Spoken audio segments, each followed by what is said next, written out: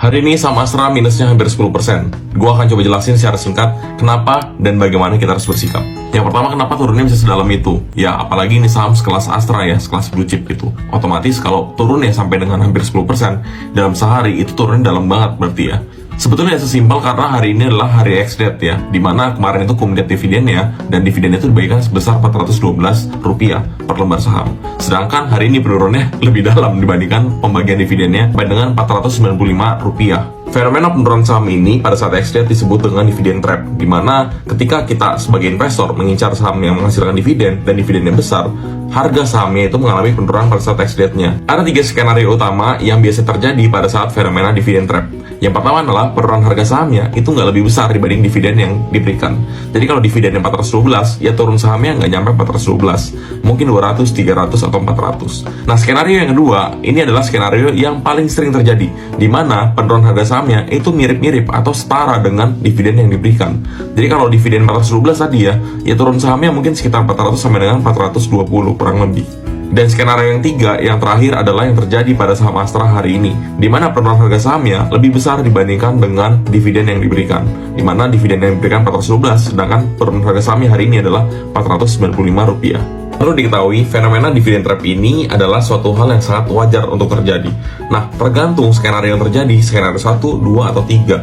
Kita sebagai investor nggak akan pernah bisa menebak secara pasti skenario mana yang akan terjadi di antara 3 skenario ini. Dan gue yakin banget hari ini pasti banyak sekali dari kalian yang berpikir kayak, ngapain gue beli sahamnya kemarin pas kumdet, mendingan gue beli sahamnya hari ini, dimana harga sahamnya turunnya 495 dan lebih untung dong dibandingkan dengan gue belinya pas kumdet yang dapat dividen cuma 412. Ya balik lagi ke poin sebelumnya, dimana kita nggak akan bisa tahu ya skenario mana yang akan terjadi dari 3 skenario yang udah gue sebutin tadi. Why-nya udah gue bahas tadi ya. Nah, sekarang kita akan coba ke how-nya nih, bagaimana kita akan bersikap terhadap penurunan saham ini akibat fenomena dividen trap pada saham Astra.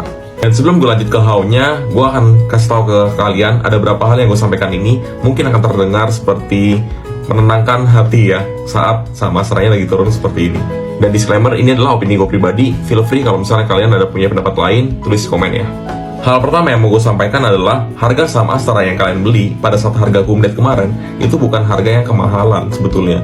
Karena pada harga 5.000, Astra itu sebenarnya ada di harga fair value, dimana pada saat itu PV-nya adalah kurang lebih 1. Yang kedua, memang tujuan kita membeli Astra adalah untuk mengincar dividennya, dimana konsep ini kita kenal dengan dividen investing. Ya sudah, kalau memang konsep awalnya adalah dividen investing, ya kalian nggak perlu cemas. Memang ada penurunan harga saham pada saat ex-date.